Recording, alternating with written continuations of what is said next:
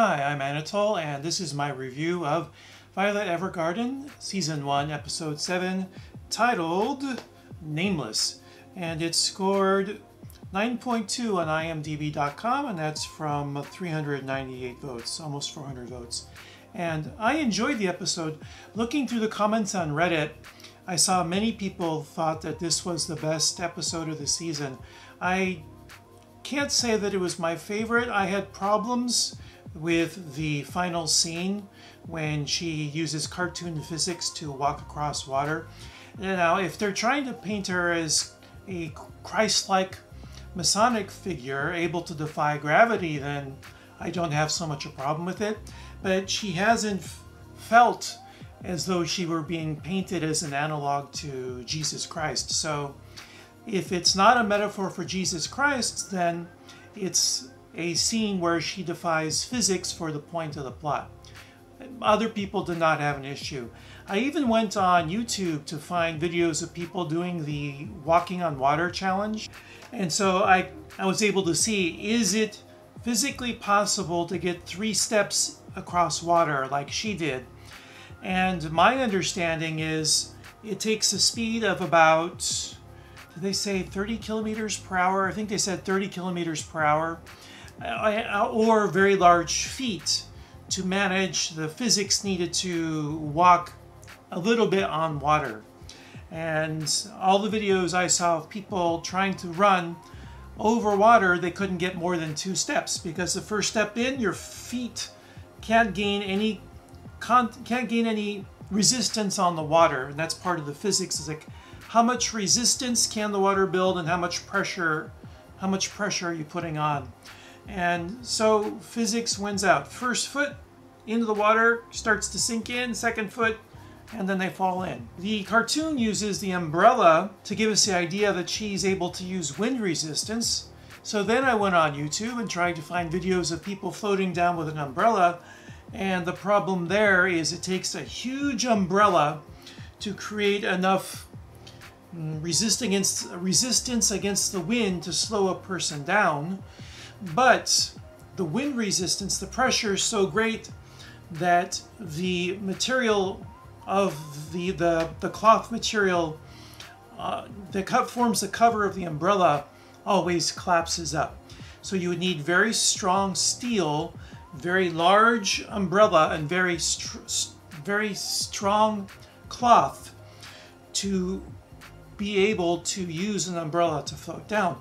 But then the problem comes that in the cartoon, I was not expecting to spend this much time at the start of my review covering the physics of that final scene, but it's the most important scene of the episode in my opinion, because everything comes from what happens from Violet being able to walk on water. So let's talk about whether that scene worked or not.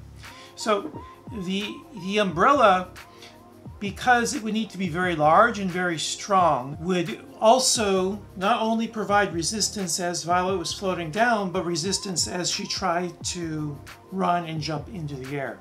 So that strong umbrella would prevent her from getting enough speed, the speed she would need to be able to traverse the surface of the distance of the lake, enough speed to get enough height that she could then float down and be able to walk those 3 steps across the water. So in other words, I call BS on that whole scene. Now, on to the plot summary, now that I've covered my main gripe with the episode. Violet goes to assist a famous writer, Oscar Webster, in writing his next play. And historically, there was a John Webster who wrote a play, I think, called The Red Devil. So it's the playwright, and his play is an analog for what occurs within the story. However, she arrives to find him a drunk recluse. Violet manages to convince Oscar to suspend his drinking while they work, and they begin writing the play. And I was not expecting to get this issue of alcoholism covered within the story. It's a very mature topic to cover, and it's another point in favor of the series because the sun-drenched setting, the beautiful clothing, that's all escapism. But then we've gotten very serious topics of PTSD, alcoholism, family abuse, physical abuse, to provide balance and weight to the beautiful setting that this series takes place in. The play is about a girl named Olive who uses her power to summon magical sprites to defeat a beast, but in doing so sacrifices her ability and becomes stranded away from her home and father. Forgot to mention, this summary comes from IMDb. Violet becomes curious about how the story will end, which Oscar hasn't decided upon yet. Violet then finds a parasol, triggering an angry outburst from Oscar, and that definitely created a bit of suspense for why is he becoming angry from a simple parasol. So I thought that was a very nice touch to create interest in the viewer for why this small object was bothering Oscar so much. He then admits to Violet that he based Olive off of his daughter Olivia, who had died from illness, and he is trying to write the play as a way to cope with grief over her loss. So here let me mention about the light novel that the series is based upon. Most of the episodes before were original to the series, but this episode comes from the first chapter, I believe, or the first part of the light novel. And the illness in the series is implied to be cancer, but in the light novel, it's a very rare blood disorder.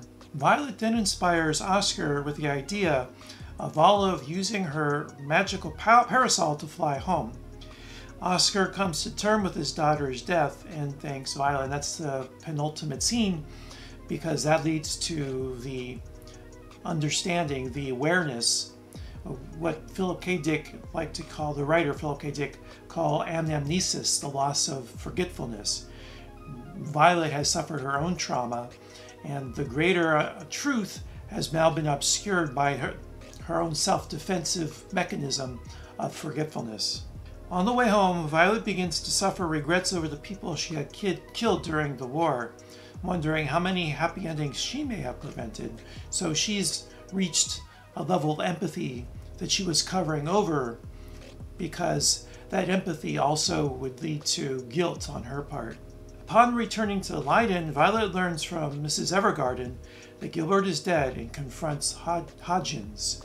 And so the whole crux of the episode is by helping another person come to terms with personal loss, Violet is able to bridge that gap herself. He admits that after their final mission, neither Gilbert nor his body could be found, but his dog tags were recovered, leading to the army presuming him dead.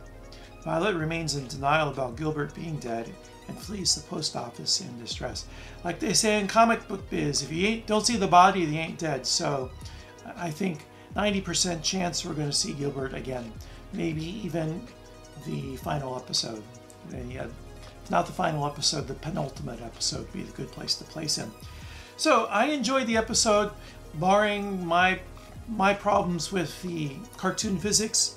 I do appreciate that we've now reached a turning point in the series, and I'm curious to see how the change in Violet is going to lead to some sort of new plot, some new kind of plot that we haven't seen yet. Anyway, that was my brief review of the episode. Please leave your thoughts below. Let me know especially what you thought about the final scene, and if you had the same difficulty I did with it. Until next time, take care and be well. Goodbye.